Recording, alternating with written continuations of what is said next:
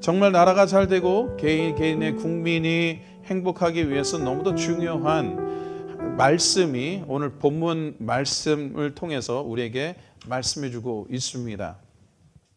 네가 네 손으로 수고한 것을 먹을 것이요. 하나님의 축복에 대한 말씀을 선포하고 있는데 네가 네 손으로 수고한 걸 먹는다고 말씀하고 있습니다. 여러분, 하나님의 축복은 무엇일까요?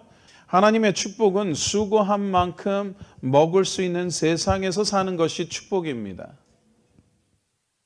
성경은 노동의 가치를 굉장히 중요하게 생각합니다. 우리의 신앙은 기도만큼이나 중요한 것이 노동이라는 것입니다. 기도와 노동은 그 히브리어의 어원이 같습니다.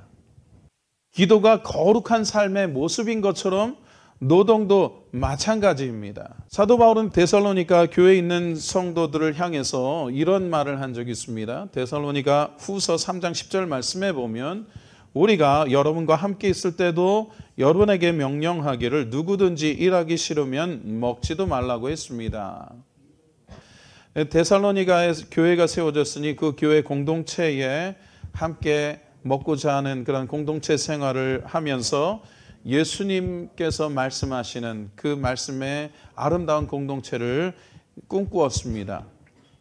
그런데 그들 중에는 게을러 가지고 노동을 하기 싫어하는 사람들이 나타났다고, 한두 사람이 아닌가 봐요.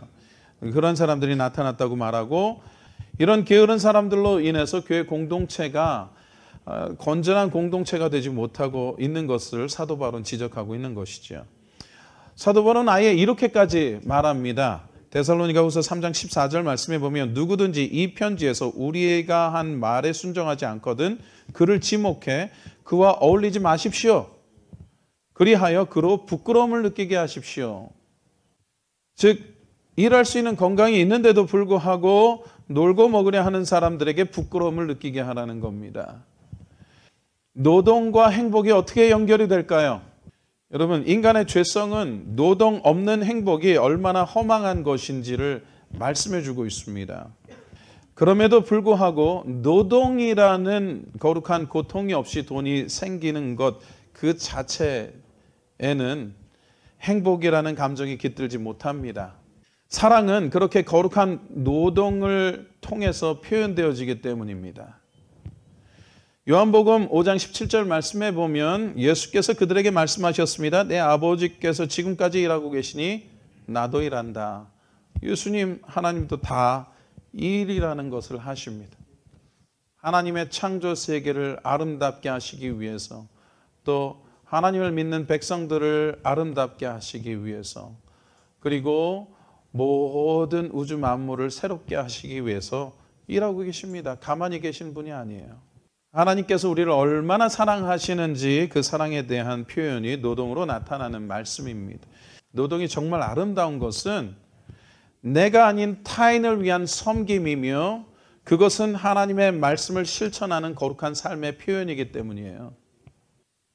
그래서 우리는 무슨 일을 하는가, 돈을 얼마나 버는가보다 훨씬 더 중요한 것이 있는데 그것은 자신이 하는 일의 영적인 의미를 찾아내고 그 일을 통해서 보람을 찾는 그것이 우리에게 행복으로 다가온다는 겁니다. 하나님을 경외하며 노동을 귀히 여기고 모든 가정이 하나님 앞에 축복의 모습으로 다가오는 부부관계, 자녀관계가 되시기를 예수님의 이름으로 축복합니다.